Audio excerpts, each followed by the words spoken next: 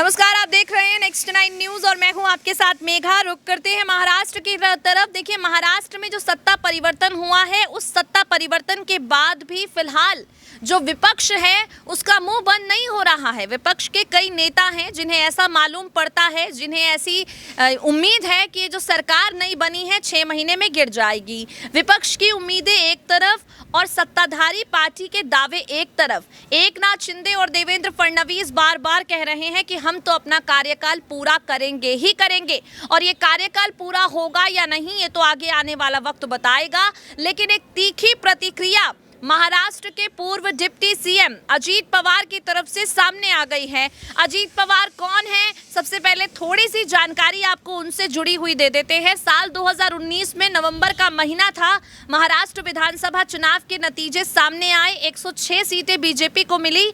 यहां पर शिवसेना के साथ गठबंधन पर बात नहीं बनी। एकाएक सुबह देवेंद्र फडणवीस को समर्थन दे दिया। एनसीपी के अजीत पवार ने जाकर उप मुख्यमंत्री पद की शपथ भी ले ली। हालांकि 2 दिन बाद वो समर्थन वापस ले लिया और देवेंद्र फडणवीस को मुख्यमंत्री पद से इस्तीफा देना पड़ा। उसके बाद जब एमवीए गठबंधन यहां पर बना और दोबारा से ये गठबंधन की सरकार सत्ता में आई, अजीत पवार को डिप्टी सीएम का पद दोबारा सौंप दिया गया। यानी ये जो सरकार एमवीए गठबंधन की गिरी है, बड़ा नुकसान अजीत पवार का भी हुआ है, क्योंकि उन्हें भी अपना जो पद था उप मुख्यमंत्री का वो छोड़ना पड़ा। अजीत पवार एक बार फिर से एक्टिव हो गए हैं। विधानसभा में नेता विपक्ष की जिम्मेदारी उन्हें सौंपी गई है और अजीत पवार ने सवाल यहां पर पूछा है देवेंद्र फडणवीस से, एकनाथ शिंदे से। सवाल अजीत पवार करते हैं कि भाई ये 2 लोग सरकार क्यों चला रहे हैं? क्या आपको ऐसा लगता है कि सरकार चलाने के लिए मंत्रियों की आवश्यकता नहीं है? अजीत पवार के सवालों में दम तो है, क्योंकि सरकार बने हुए 25 दिन हो चुके हैं और मंत्रिमंडल का विकास अब तक नहीं हुआ है। मंत्रिमंडल के विस्तार को लेकर कोई तारीख अब तक तय नहीं की गई है। मानसून के सत्र बुला लीजिए, अजीत पवार कहते हैं। अजीत पवार जिन्हें लेकर यह भी दावा किया जा रहा था कि शिवसेना तोड़ने के बाद अब देवेंद्र फडणवीस अजीत पवार को भाजपा के साथ जोड़ने की कोशिश करेंगे। वो अजीत पवार कैसे देवेंद्र फडणवीस की सेंधमारी का सपना तोड़ते हुए फडणवीस के खिलाफ ही बयानबाजी करते हैं, शिंदे सरकार पर सवाल उठाते हैं। अपनी खास रिपोर्ट के जरिए अजीत पवार के तीखे हमले आपको सुनाते हैं, सुनिए सर आप। महाराष्ट्र विधानसभा में विपक्ष के नेता अजीत पवार अपने एनसीपी से अलग हो जाने के फैसले को लेकर लगातार सुर्खियों में हैं। अजीत पवार को लेकर बार बार ये दावा किया जा रहा है कि देवेंद्र फडणवीस की अगली सेंधमारी एनसीपी में होगी और इसी सेंधमारी में इस बार अजीत पवार दोबारा से एनसीपी के खिलाफ हो जाएंगे, शरद पवार के खिलाफ हो जाएंगे। कई तरह के दावों से अलग हम आपको बताएंगे अजीत पवार के उस बयान के बारे में जिसमें उन्होंने बड़ा कटाक्ष देवेंद्र फडणवीस और एकनाथ शिंदे पर कर दिया है। अजीत पवार ने ईडी की सरकार पर सवाल उठाते हुए कहा है कि बहुमत जब आपके पास है तो मंत्रिमंडल का विस्तार क्यों नहीं कर रहे? अजीत पवार ने कहा, बारिश से प्रभावित लोगों की मदद के लिए राज्य विधानमंडल के तत्काल सत्र की मांग की और विदर्भ और मराठवाड़ा में सूखे की घोषणा की, जहां मानसून के प्रकोप ने खरीफ की बुवाई को तबाह कर दिया और उपज अनुमानों को काफी कम कर दिया। ऐसा लगता है न केवल मुख्यमंत्री एकनाथ शिंदे और डिप्टी सीएम ही मंत्रियों की टीम के विस्तार में देरी के कारणों के बारे में जानते हैं। इन दोनों को लगता होगा कि सरकार चलाने के लिए 2 लोग ही काफी हैं। मुझे नहीं पता कि इससे कुछ और लेना देना है या नहीं।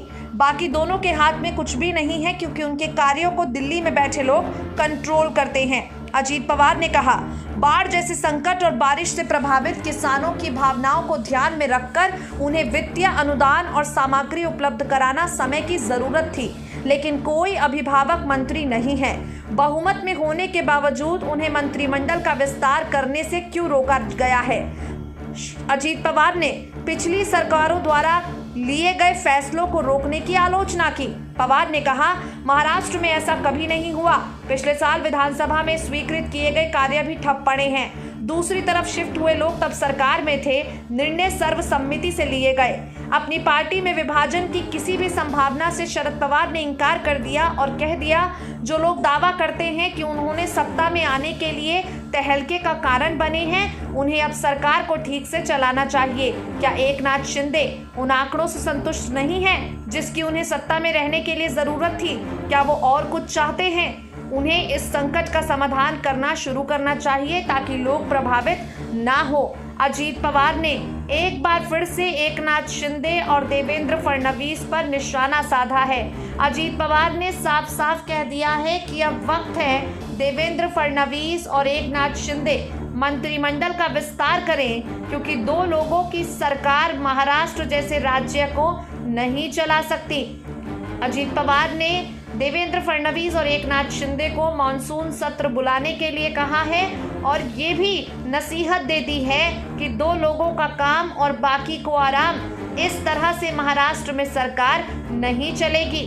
खैर, आपको बता दें, अजीत पवार हमेशा से चाहते थे कि महाराष्ट्र में बीजेपी और एनसीपी का गठबंधन हो।